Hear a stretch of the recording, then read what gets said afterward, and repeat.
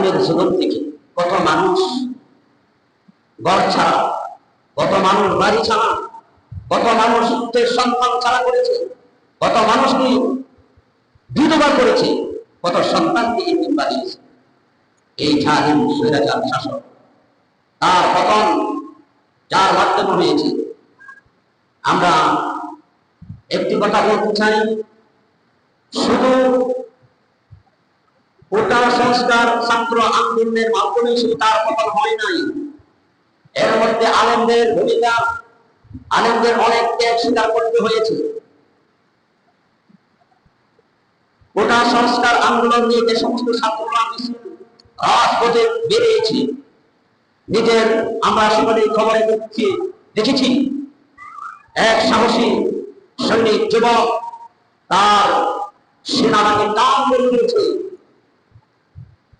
প্রয়োজনে গুলি কর, তবু রাজপথ থেকে সরে যাব না। সেটা ভাবতেও পারে নাই, তাকে সে গুলি করে।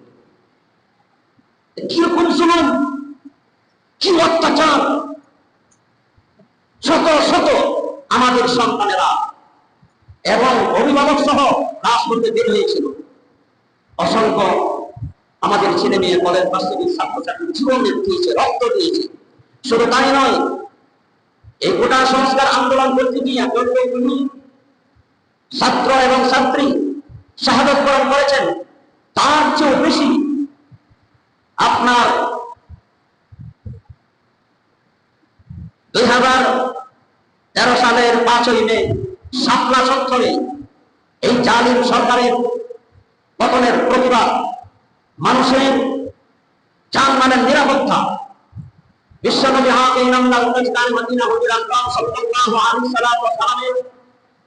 যারা প্রযুক্ত করেছিল তাদের বিরুদ্ধে প্রতিবাদ নিষেধ, পাখির মতন সেই আলেমরা মাদ্রাসার ছাত্রদেরকে পাখির মতন গুলি করে হাজার হাজার তালিবুল ইলম এবং অসংখ্য মাদ্রাসার শিক্ষক মসজিদের ইমাম শাহাদাত বরণ করেছে।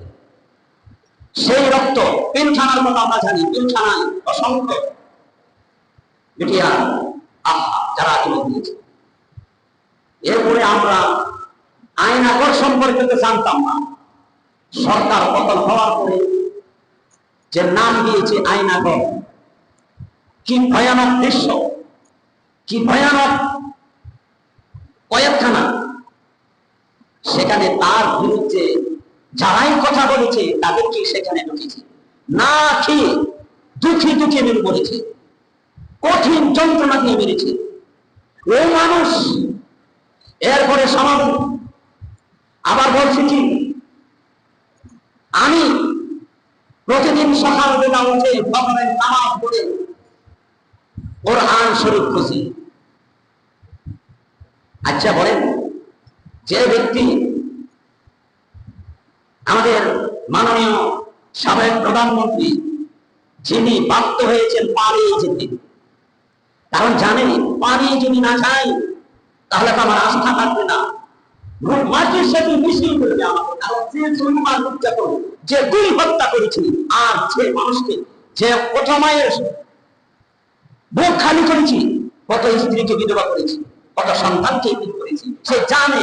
আর ফেরাউনেও জানতো, ফেরাউনেও জানতো সে যে স্বৈরাচার না, নমরুদও জানতো, আবু জাহেল ভাষায় বা ওরাও জানতো, ওই হাসিনাও জানতো যে আমি যে একজন। কিন্তু সে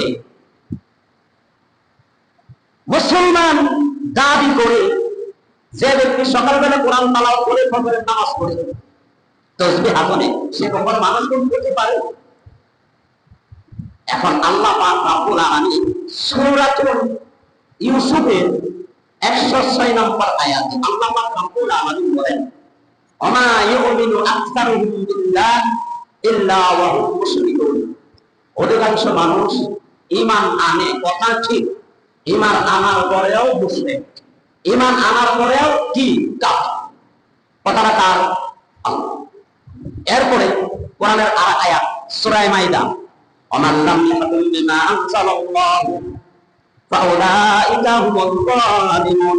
যারা আল্লাহর কোরআন দিয়ে বিচার ফয়সালা করে না তারা কাফের। আর যারা ফাউলাইকা হুমুল কাফিরুন ফাউলাইকা হুমুল ফাসিকুন। যারা আল্লাহ পাকের কোরআন দিয়ে যারা বিচার ফয়সালা করে না, তারা কাফের, তারা ফাসিক, তারা জালিম, তারা কাফের। আল্লাহ কথাটা কি বলেছেন? তাহলে যারা কোরআন দিয়ে বিচার করে না ওরা কাফের কথা বলেছেন আল্লাহ। মুসলমান দাবি করলেই হবে, কোরআন শরীফ পড়লেই হবে, নামাজ পড়লেও হবে, নামাজ পড়লেও কাফের, কোরআন শরীফ পড়লেও কাফের। কারণ যারা আল্লাহর কিতাব দিয়ে, নাযিলকৃত কিতাব দিয়ে, কোরআন দিয়ে বিচার ফয়সালা যারা না করে ওরা কাফের। যাই হোক, ওইদিকে যাচ্ছি না। আজকে আমার আলোচ্য বিষয় হলো, আমাদের দেশে একটি প্রথা চালু আছে, মুহররম মাস আসলে এবং বিভিন্ন দরবার শুরু, তারা একটু কথা বলে থাকেন পাক পাঞ্জাতন। পাক পাঞ্জাতন, সে নিজেও জানেন না পাক পাঞ্জাতন কারা, কি দেন। আজকে সে পাক পাঞ্জাতন কি, কারা এবং আহলে বায়াত কারা। আমাদের দেশের প্রচলন শুধু আমরা, তারা বলে যে পাক পাঞ্জাতন হচ্ছে হযরত আলী ইবনে তালিব, হযরত ইমাম হাসান, ইমাম হুসাইন রাদিয়াল্লাহু তাআলা আনহুমা এবং হযরত ফাতেমা রাদিয়াল্লাহু তাআলা আনহা এবং আমাদের নবী কয়জন? আল্লাহর নবী মুহাম্মদ সাল্লাল্লাহু আলাইহি সাল্লাম, তার কন্যা ফাতেমা, ওনার দুই নাতি ইমাম হাসান এবং হুসাইন এবং জামাতা হযরত আলী রাদিয়াল্লাহু তাআলা। কয়জন? এটা আমাদের দেশে মানুষে বলে থাকে, তারা হলো পাক পাঞ্জাতন এবং আহলে বায়াত। এবং পাক পাঞ্জাতন আহলে বায়াত কারা, এটা আমরা মন গড়া বলবো না, কোরআন থেকে দলিল জানবো। কোথায় থেকে জানবো? আহলে বায়াত কারা, এই কথা আল্লাহ পাক রব্বুল আলামিন কোরআনে পাকে বলে দিয়েছেন। কারা আহলে বায়াত? বায়াত ইয়াবিতুন, বায়াতা বাইতা ইয়াবিতুন থেকে আহলে বায়াত, যে বাংলা অর্থ বলা হয় ঘরের পরিবার, ঘরওয়ালি। আহলে বায়াতকে বলা হয় নিজের ঘরের স্ত্রীকে বলা হয়। একজন স্বামী তার স্ত্রী নিয়ে ঘর সংসার করে রাত্রে যাপন করে, তো বলা হয় বাইতুন, আহলে বায়াত। অর্থাৎ ঘরের পরিবার। এবং আমরা সহজ ভাষা আরো বলতে পারি, আপনার ঘরওয়ালি কেমন আছে? ঘরওয়ালি মানে আপনার বাড়িওয়ালি, আপনার পরিবার কেমন আছে আমরা এখন। এখন আহলে বায়াত কারা, এই সম্পর্কে কোনো দলিল আছে কিনা আমরা জানবো কোরআন থেকে। কোথায় থেকে জানবো? কোথায় থেকে জানবো? আমাদের পূর্ণাঙ্গ জীবন ব্যবস্থা আল্লাহ পাক রব্বুল আলামিন মহাগ্রন্থ আল কোরআন। আহলে বায়াত কারা, কি তাদের পরিচয়, আল্লাহ পাক রব্বুল আলামিন কোরআনে কয়েক জায়গায় বলেছেন। তার মধ্যে একটি সূরা, সূরাতুল হুদ। সূরাটার নাম কি? সূরায়ে হুদ। এই সূরায়ে হুদের ৬৯ নম্বর আয়াত থেকে ৭৩ নম্বর আয়াত পর্যন্ত এখানে আলোচনা। আল্লাহ পাক রব্বুল আলামিন বলেন,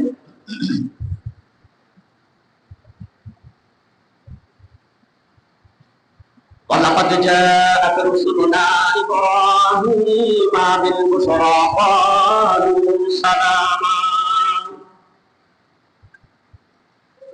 وَلَقَدْ جَاءَتْ رُسُلُنَا إِبْرَاهِيمَ بِالْبُشْرَى قَالُوا سَلَامًا। আল্লাহ পাকের পক্ষ থেকে একদল ফেরেশতা হযরত ইব্রাহিম আলাইহিস সালাতু ওয়াস সালামকে আয়েশা সালাম দিলেন। ক্বালু সালামা। ইব্রাহিম আলাইহিস সালাম বলেন ক্বালা সালাম, মানে শান্তি।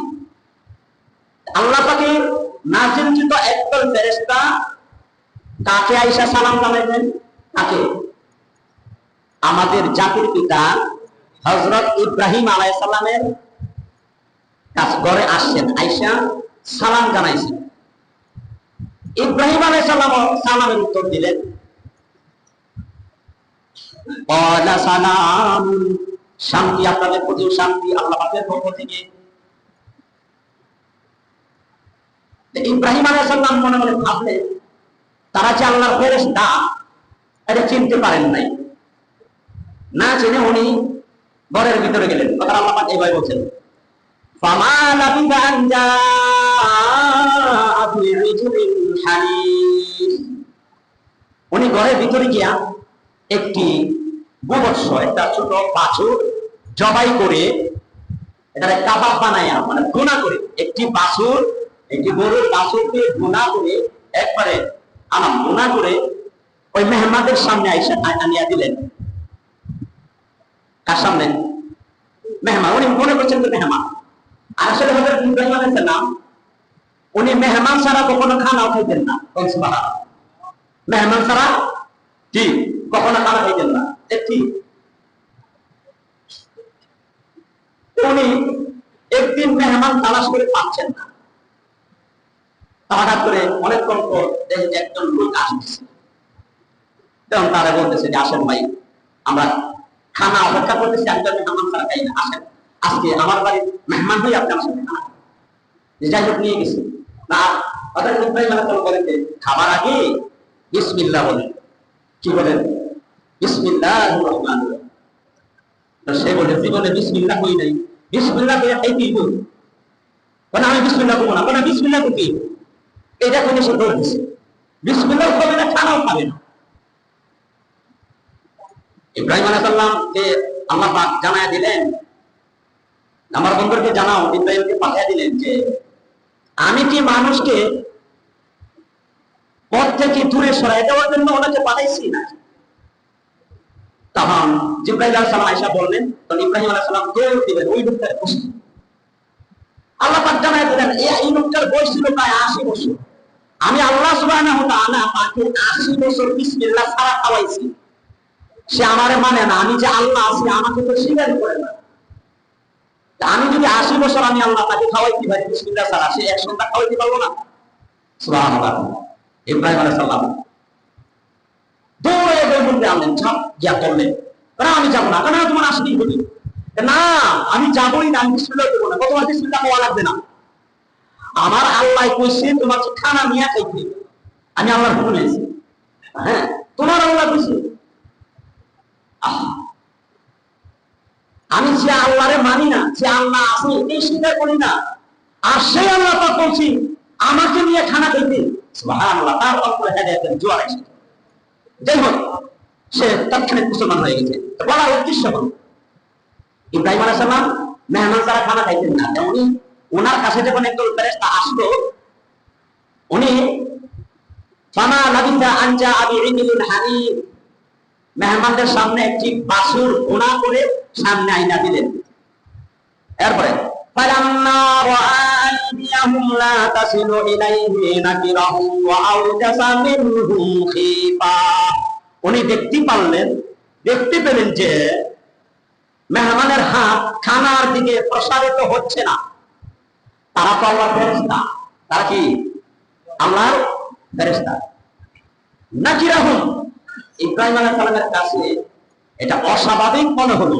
মেহমানকে খানা দিলাম, খানা খাই না, খানা মাত্র হাত নিচ্ছে না। তখন অনেক ভয় পেলেন, মনে মনে একটু ভয় পেলেন। তখন ফেরেশতারা জবাব দিল, ভয় পাবেন না, ইন্না উরসিলনা ইলা কওমি লূত, আমরা লূত আলাইহিস সালামের কাছে নাযিলকৃত একদল ফেরেশতা। ফেরেশতারা খানা খায় না। ফেরেশতারা কি? ফেরেশতারা খানা নাই, ফেরেশতাদের যৌবন নাই, তারা খায় না। যে আমরা লূত আলাইহিস সালামের কাছে নাযিলকৃত একদল ফেরেশতা আপনার কাছে এসেছে। যে অনেক কথার আলোচনা চলছে, তখন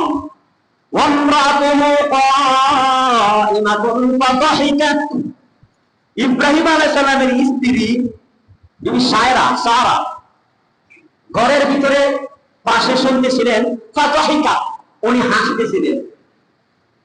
কি করতেছিলেন? হ্যাঁ, ফাতাহিকা, উনি হাসতেছেন। তখন ফেরেশতারা জবাব দিল, ফাবাশশারনাহা বিইসহাকা ওয়া মিন ওয়ারাই ইসহাকা ওয়া ইয়াকুব, ফেরেশতারা তাকে বলল, আপনাকে আমরা সুসংবাদ দিলাম, ইসহাকের আপনার ঘরে একটি সন্তান হবে, তার নাম হবে ইসহাক, উনি নবী হবেন। কি হবেন? এবং শুধু তাই নয়, ইসহাকের ঘরে আরেকজন সন্তান হবে, তার নাম হবে ইয়াকুব। হযরত ইয়াকুব আলাইহিস সালাম একসাথে দুইজন পুত্র সংবাদ এবং নাতির সংবাদ যখন ফেরেশতারা দিয়ে দিলেন, তখন মা বিবি সারা বললেন, قالت يا ويلتى آلد وأنا عجوز وهذا أباني شيخا। এটা কি করে সম্ভব? আমি তো বয়স বৃদ্ধা, আমার তো বয়স হয়ে গেছে, বৃদ্ধ হয়ে গেছি, আমি নিজে বয়সে বৃদ্ধা, আমার স্বামীও তো বয়সে বৃদ্ধ।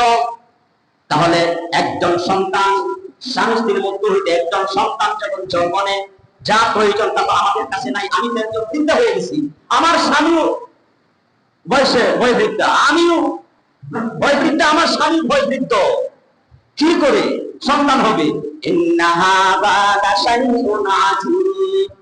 এটা তো একটা আশ্চর্য কথা, আমাদের সন্তান কিভাবে হবে?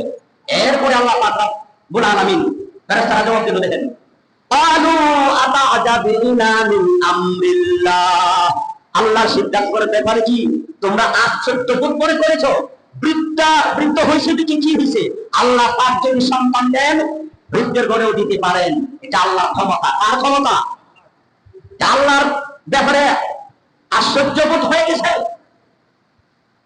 এরপরে বলতেছেন, রাহমাতুল্লাহি ওয়া বারাকাতুহু আলাইকুম আহলাল বাইত।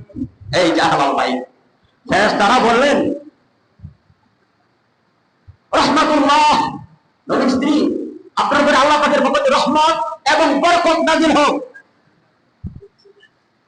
রাহমাতুল্লাহি ওয়া বারাকাতুহু আলাইকুম আহলাল বাইত, হে নবীর আহলে বায়াত, হে নবীর পরিবার। তাহলে এখানে কোরআনে ফেরেশতারা নবীর স্ত্রীকে সম্বোধন করলেন কি?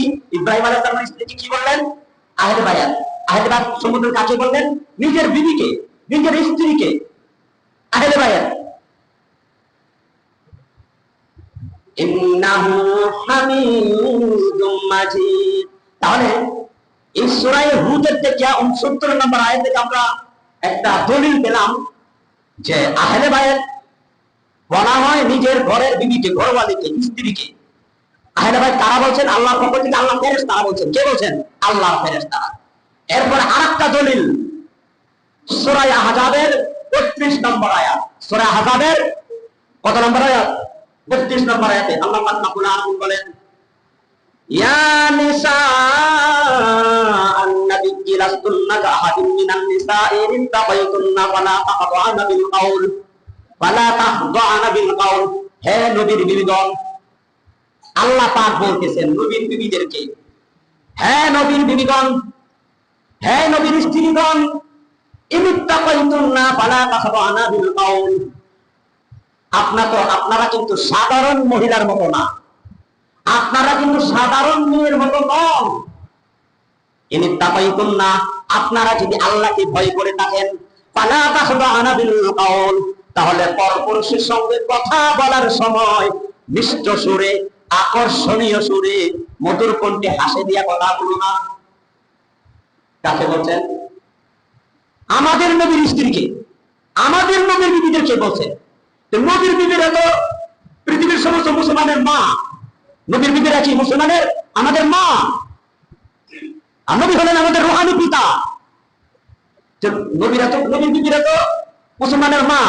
তাহলে আল্লাহ পাক বললেন, ইনিত্তাকাইতুন্না, তোমরা যদি আল্লাহকে ভয় করে থাকো, ফালা তাখদা'না বিল কাউল, পরপুরুষের সঙ্গে যখন কথা বলবা তখন নম্র সুরে, আকর্ষণীয় সুরে সুর দিয়ে কথা বলো না। কেন? ফায়াতমা আল্লাযী ফী কলবিহি মারাদুন ওয়া কুলনা কাওলান মারুফা। ফায়াতমা আল্লাযী ফী কলবিহি মারাদ, যাদের কলবে রোগ আছে, রোগ কি আছে? অন্তরের রোগ আছে। তাহলে ফায়াতমা আল্লাযী ফী কলবিহি মারাদ, যার কলবে রোগ আছে সে তো তোমাকে নিয়ে আশা করবে, তমা করবে, আশার জাল বুনবে, তোমাকে নিয়ে কি করা যায়, তোমার প্রতি আকৃষ্ট হয়ে যাবে। শয়তানে তার মনের মধ্যে কুমন্ত্রণা যোগাইয়া দিতে পারে।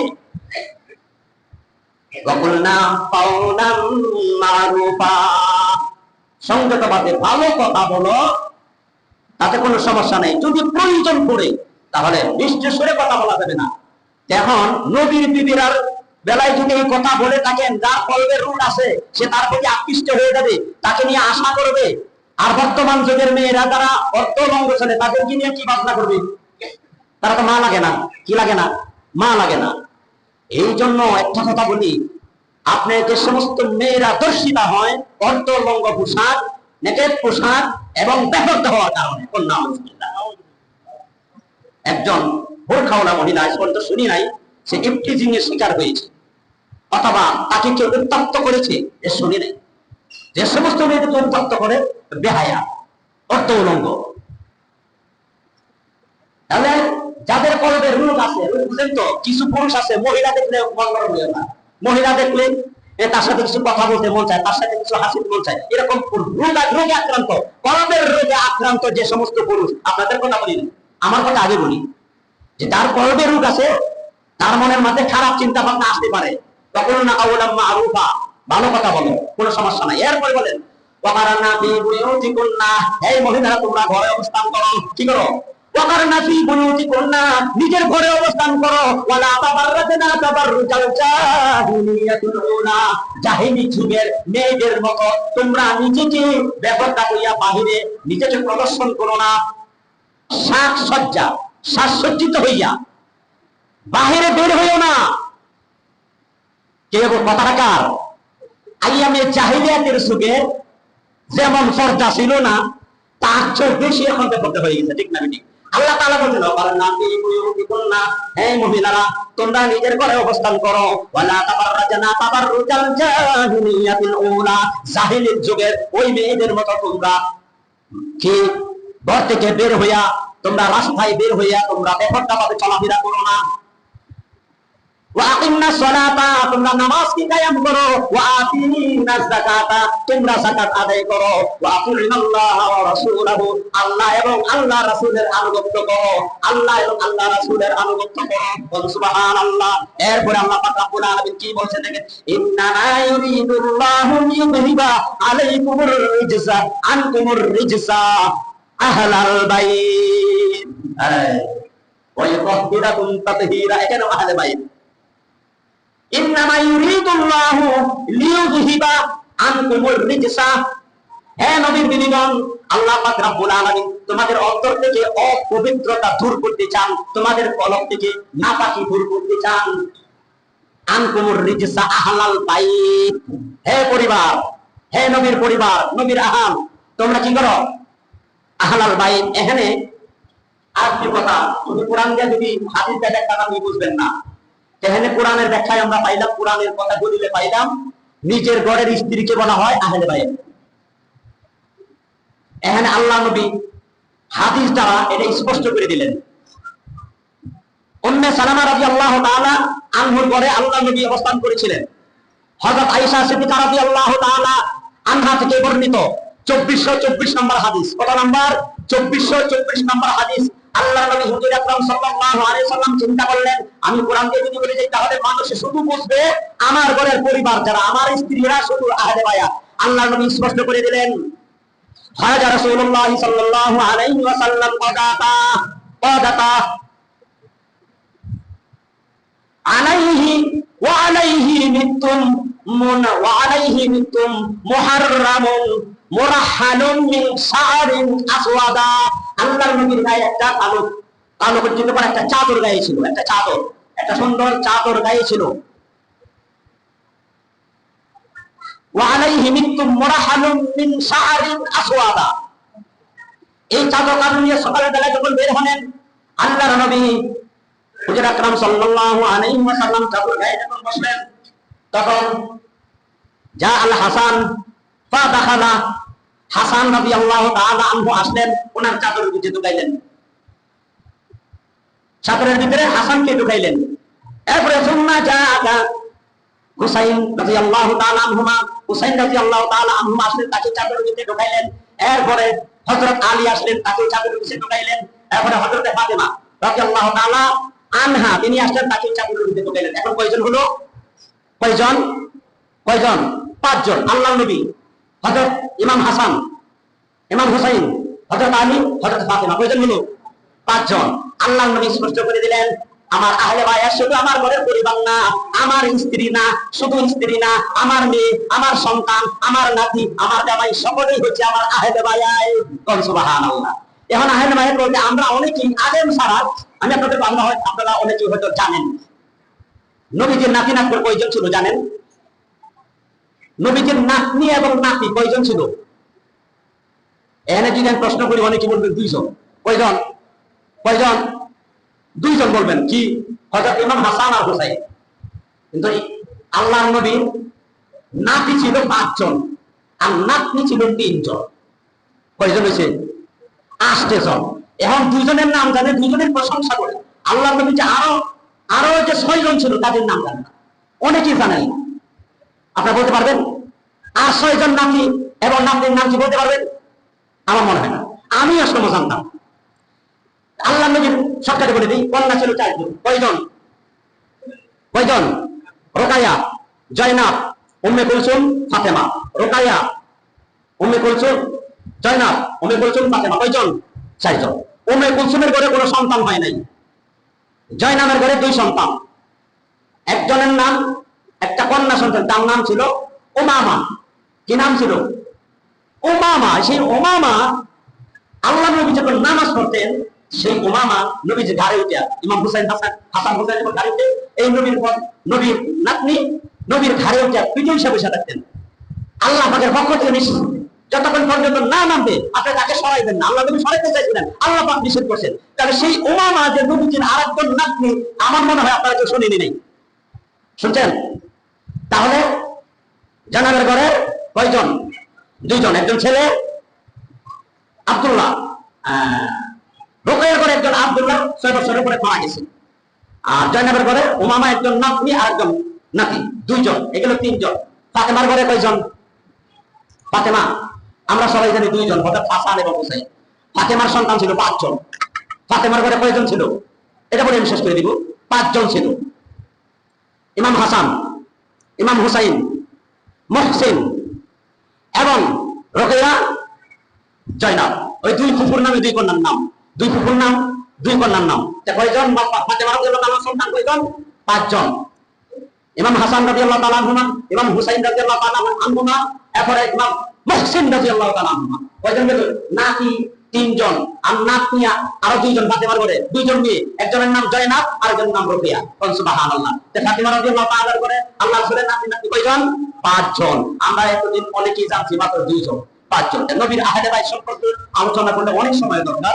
তো আল্লাহ সূত্র করে যতটুকু আমি কোরআন ছাড়া তো কিছু বলি নাই, আমি সূরা হুদ থেকে দলিল দিচ্ছি এবং সূরা আহজাব থেকে দলিল দিয়ে কথাগুলি বলছি যে আমরা শুধু আহলে বায়াত এই 5 জনকে নয়, পাক পাঞ্জাতন, পাক মানে পবিত্র, পাঞ্জা মানে 5 জন, শরীফ মানে পবিত্র, পাক পাঞ্জাতন, তন মানে পবিত্র শরীফ, শুধু 5 জন না, আমরা নবীজির 8 জন নাতি নাতনি এবং নবীর পরিবার, নবীর আহাল যারা ছিল সকলেই নবীর আহলে বায়াত। আমরা আমাদের আকীদা বিশ্বাস এটা।